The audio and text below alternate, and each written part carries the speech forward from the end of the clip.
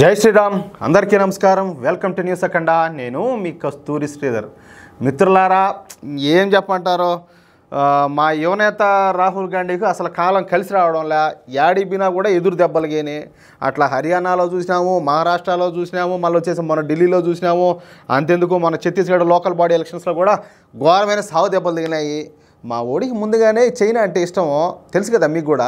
అందుకనే ఈ మోడీతోనో ఈ బీజేపీ వాళ్ళతో పెట్టుకొని మేము గేటన పడలేము. అందుకనే వీలైతే అన్నా చైనాకో పాడే ఆడికన్నా పోదామని చెప్పి ఆలోచన చేస్తాం. ఇంకా పోతాం దగ్గరలోనే. ఎందుకంటే ఈ మారి దెబ్బలు తినేదానికి ఈ మారి దెబ్బల మీద దెబ్బలు తగులుతాం అంటే ముందుగానే మా ఓడు నేత్రబిడ్డ అంటే పసిబిడ్డ అని అర్థం. ఇది తట్టుకోగలుగుతాం మేము ఇన్ని దెబ్బలు తగులుతూ ఉంటే. ఇప్పుడు చూడండి మళ్ళా ఒక దెబ్బ తగిలింది. బాబా ఆ వయసులో పాపం మా ఓడికి ఏందా కష్టాలు ఏందా బాధలు అనేవి నాకు చెప్పనలివి కాల. సరే, ఈ న్యూస్ చూడండి ఒకసారి. నేను ఏం చెప్తున్నానో మీకు క్లారిటీ వస్తుంది. అప్పుడు మా ఓడు ఎటువంటి బాధపడుతున్నాడో ఎటువంటి బాధను అనుభవిస్తున్నాడో మీరు కూడా అర్థం చేసుకోగలుగుతారు. ఓకేనా? సరే, నిన్నగాక మొన్న ఈ ఛత్తీస్గఢ్లో జరిగినటువంటి స్థానిక సంస్థల ఎన్నికల్లో భారతీయ జనతా పార్టీ ఘన విజయం సాధించిన సంగతి మీకు అందరికి కూడా తెలిసిందే. 10 మున్సిపల్ కార్పొరేషన్లకు గాను 10 మున్సిపల్ కార్పొరేషన్లో కూడా బీజేపీ ఘన విజయం సాధించింది. ఇకపోతే మిగిలినటువంటి మున్సిపాలిటీల్లో కూడా దాదాపు 70% మున్సిపాలిటీలను భారతీయ జనతా పార్టీ కైవసం చేసుకొని తిరుగులేని ఘన విజయాలు సాధించింది.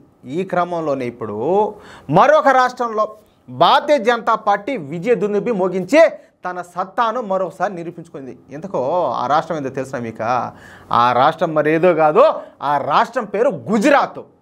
ఆగండి, గుజరాత్ పేరు చెప్పగానే ఇంకేముండాలిలే, గుజరాత్ అంటేనే ఇంకా బీజేపీకి అది పెట్టన కోట, అది ఆడ గ్యారెంటీగా గెలిచేది భారతీయ జనతా పార్టీనే కదా అని చెప్పి మీరు అనుకోవచ్చు.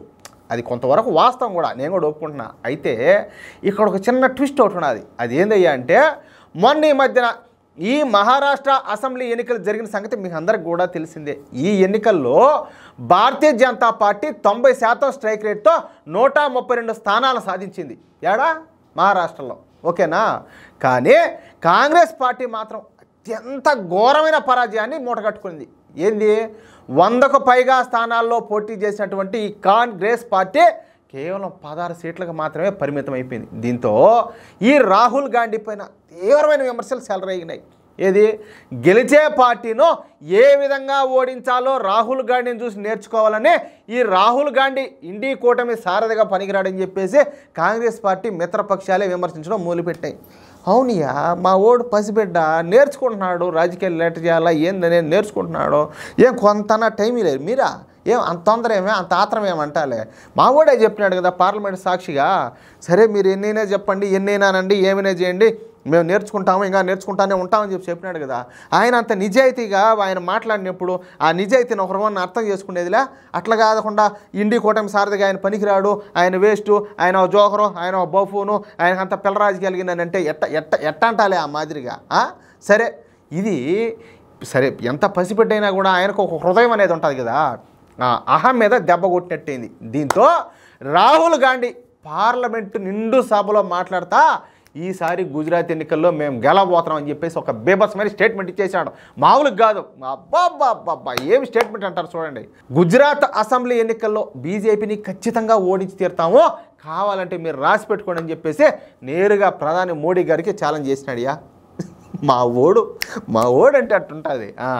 సరే, కట్ చేస్తే నిన్న గుజరాత్ మున్సిపల్ ఎన్నికల ఫలితాలు వచ్చినాయి.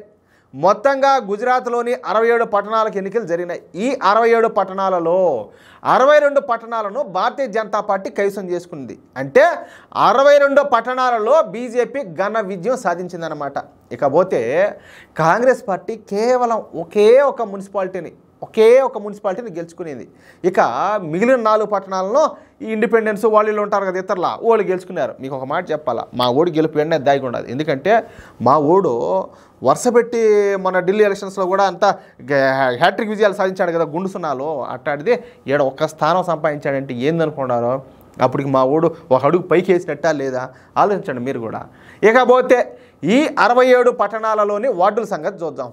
ఈ 67 పట్టణాల్లోని వార్డుల సంఖ్య మొత్తం కలిపి 1912. ఈ 1912 వార్డుల్లో భారతీయ జనతా పార్టీ ఏకంగా 1402 వార్డుల్లో ఘన విజయం సాధించింది. ఇకపోతే కాంగ్రెస్ పార్టీ కేవలం 260 వార్డుల్లో మాత్రమే విజయం సాధించిందియా. ఆడికి ఎంత గొప్పని ఏందనుకుంటున్నారు? ఇంక మీరు వీళ్ళు 260 వార్డుల్లో గెలిచారంటే ఆ జనాలు వాళ్ళ మైండ్ సెట్ ఏ విధంగా ఉండదో, వాళ్ళ బానిస బతుకులు ఏ విధంగా ఉన్నాయో మీరు ఒకసారి ఆలోచించండి. ఇంకా వీళ్ళకి ఓట్లు వేస్తారంటే ఎవరు స్వామి ఓట్లు వేస్తుంది? మిగిలిన వార్డులను ఇతరులు గెలుచుకున్నారు. ఇక ఓటింగ్ శాతాన్ని ఒకసారి చూద్దాం.